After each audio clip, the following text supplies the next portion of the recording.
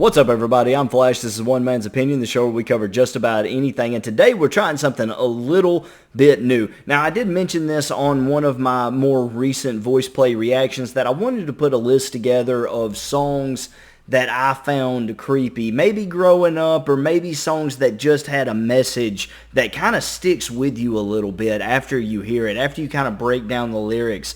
Now look, it would be easy to go out and find like some Rob Zombie songs, House of a Thousand Corpses, and make a scary song list. That's not really what this is, and I feel like I need to explain it just a fuzz before we get into it. It's more of a list of songs who either through their lyrics or the story that they tell have sort of a haunting or creepy message behind them, something that sticks with you, something sort of thought-provoking. Maybe the best way to go about it is to just start off the list. The first song on this list is One by Metallica. And if you've never heard One by Metallica, I gotta say, it may be the scariest song on the list. It's maybe the most frightening. It's certainly probably the one that bothers me the most. One by Metallica is a song about a man who, due to stepping on a landmine, has pretty well lost everything. He loses his arms, his legs, and he's in a coma. And he's in this state where he's conscious enough to know that he's still alive, but he can't tell if he's asleep or if he's awake. I can't remember anything, can't tell if this is true or a dream. He can't speak to anyone, he can't ask for help.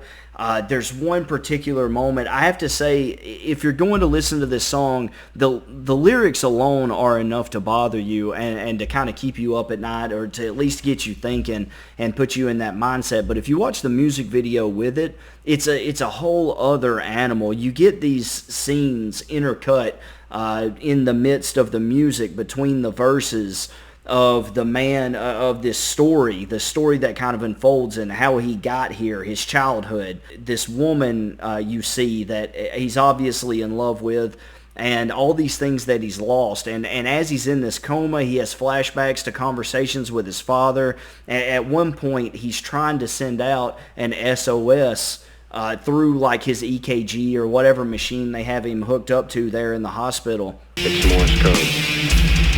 For what? SOS. Help. It's just absolutely haunting. He asks for death because he's in this horrible, horrible state. What's he saying? He says, kill me. Over and over again. Kill me.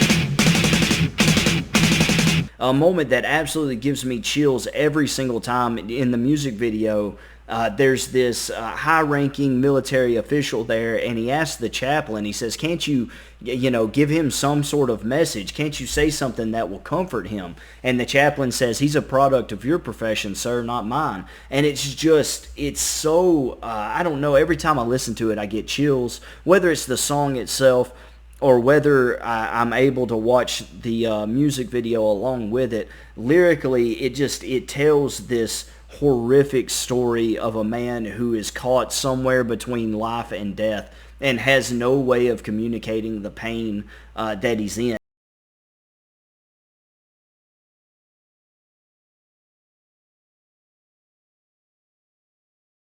His memories and all this pain, and there's nothing he can do about it. And it's absolutely just one of the scariest thoughts that I believe, one of the scariest states that you could put a person in. And for that reason, it's probably the one on this list that bothers me more than any of the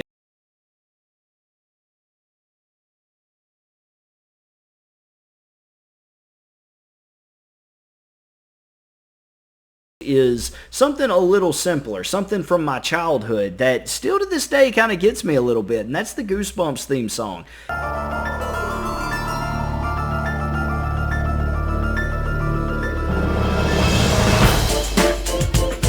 If you've ever watched a Goosebumps movie, if you grew up reading the Goosebumps books the way that I did, I probably owned nearly every one of those books, and I know I read even more than I owned growing up as a kid. I absolutely loved those books, but the song for the movies, man, I had to fast forward through. That thing would absolutely just keep me up at night. I'm telling you, there's something about that piano, the way it sets in, just has this really, really creepy vibe to it. And you put the video alongside it, right there, and everything that Goosebumps shadow passes over turns evil, kind of sinks in, skeletal a little bit, I don't know, man. It just has this vibe that really, really bothered me as a kid. And even to this day when I hear it, it's just kind of a little creepy. It just kind of gives you those little bit of chills, kind of puts you on edge a little bit. I think it's as good as any horror movie score that's ever been put together, to me personally. And I know you're thinking it's crazy. How could it compare to like Halloween, the classic Michael Myers theme or something like that? To me, it does. I know that it's not as scary once you watch the movies as like maybe a Halloween or a Friday the 13th or something like that. Yeah, you're not in for a slasher or anything super horrific. But when you hear that song, man, that piano will put you on edge as much as any other theme song ever would, in my opinion. I think it's definitely worthy of being on this list. You will beware. You're in for a scare. Coming in at 3 and 4, these two songs I decided to put together because I think as a pair, they're creepy enough on their own, but as a pair, they're even creepier, and that is The Ride by David and Midnight in Montgomery by Alan Jackson. These two songs both deal with two men who see the ghost of Hank Williams. And it's so fascinating to me. To me, Midnight in Montgomery is the more haunting song. I think Alan Jackson, certainly in the first verse, paints a picture of just this creepy nighttime in Montgomery. With my collar up, I found his name, felt the wind die down. He's visiting the grave of Hank Williams, and he sees Hank. Hank says, "Thanks for stopping by. It's nice to know you care." Then the wind picks up, and he was gone. Was he ever really there? Later, he talks about shadows moving across the ground, and seeing the shadow of him. And I like that at the end of both songs, it's a reveal that it's Hank Williams. And He said, "You don't have to call me Mr. The whole world called me Hank." Hank's always singing. what to me makes it even creepier about the whole thing is that these songs were not written close together. It wasn't like a popular thing to write songs about past dead country music stars. These songs were 8 years apart. So it's almost like, and I've never done the research into it, I would very much like to, it's almost like they both had separate instances. Both songs take place in Montgomery at the beginning. Both of the singers talk about smelling whiskey in the air, and a drunk cowboy pulls up, in the David-Allen-Cole song, In the Ride, a drunk cowboy pulls up beside him in a Cadillac. He was dressed like 1950, half drunk and hollow-eyed. And a drunk man in a cowboy hat took me by surprise. And so, they both have similar imagery. They both are songs about Hank Williams coming to these up-and-coming country music superstars and having a word with them, talking to them in a little bit, and then being gone almost as quickly as they had arrived. Then the wind picked up, he was gone. Was he ever really there?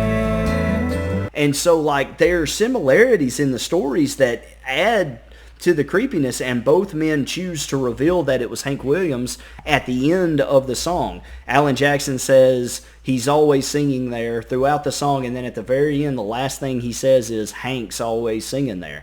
And then at the end of The Ride by David-Allen-Cole, you don't have to call me Mr. The whole world calls me Hank. And so, you have these reveals at the end, and even as I'm talking about it, kind of get chills a little bit, because you're talking about two instances that were just so similar, even though they were very different how the stories play out. Some of the similarities in them, where it takes place, the smell in the air, the reveal at the end, these things weave a similar story enough, and 8 years apart, that it kind of raises some eyebrows. And I can't help but feel like that's a little bit creepy right there, especially with the picture that Alan Jackson paints in Midnight in Montgomery. If you've never heard those songs, go check them out. I didn't find a music video for The Ride, but I did find one for Midnight in Montgomery. I highly recommend it. The vocals alone, the song alone, is enough to go listen to. It's a beautiful song. Go give it a shot if you haven't heard it. 'Cause it's midnight in Montgomery. Finally on this list, we've got Uncle Tom's Cabin. Uncle Tom's Cabin by Warrant may be their most underrated song. To me, it's their best song. I love Uncle Tom's Cabin, but if you've never heard Uncle Tom's Cabin, it's a little bit different version of horror than we have with the rest of this list. And I tried to kind of shotgun blast this list a little bit so that there's something in there for everybody, whether it's one with its kind of psychological horror, goosebumps with that kind of childhood memories of things that creeped you out or scared you. The Ride, Midnight in Montgomery tell kind of a ghost story. Uncle Tom's Cabin tells something that's a little bit more sinister in nature. It's about a young man who goes fishing with his uncle, and as they are fishing in this swamp, or the wishing well as they call it in the song, they see the sheriff and his deputy burying two bodies, throwing them out into the swamp so that they'll sink down and never be found, as they say in the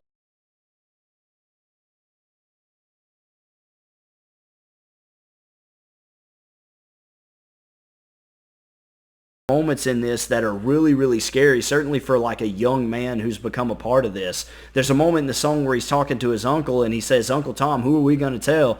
And Uncle Tom says, "You're going to keep your mouth shut. You're not going to tell anybody unless you want to wind up in the wishing well."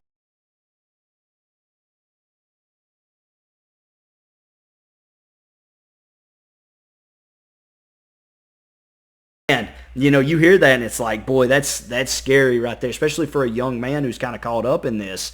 And as the song goes on, there's this idea that the sheriff and his deputy didn't really see him, but he's still kind of afraid for his life. If you watch the music video, it plays out a little bit different, and almost seems like the sheriff and the deputy figure it out and end up killing at least Uncle Tom, if not the young man too.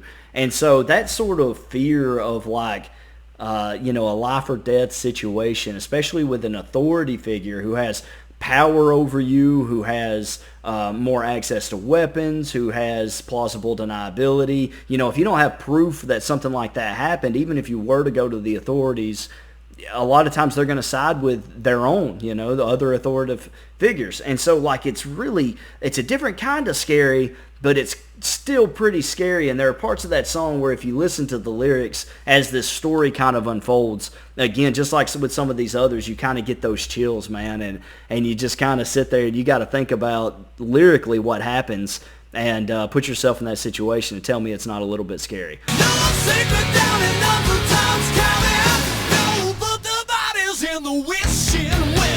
All right, well, let me know what you guys thought about this. Let me know if you enjoyed this list. As I said at the beginning, the feedback on this is going to be very important. It's going to inform me as to whether I can continue to sort of experiment a little bit and try different things. If you guys are enjoying stuff like this, or if you have an idea for something similar I could do, whether it's with movies or with songs like this, lists, anything like that. I love doing research. I love compiling lists of this nature, for you guys. So if you ever have any kind of suggestion for something that you think would be neat, just send it out there, even if it's maybe a little unrelated to music or movies. I have there's a reason I say in the intro, I cover just about everything. I have a very broad imagination where I can cover a wide range of different subjects if I feel like it's something that the audience might enjoy. So let me know what you guys think in the comments below. Positive or negative feedback, either one, I'll happily take it. Just don't get mad. Remember, this is all one man's opinion.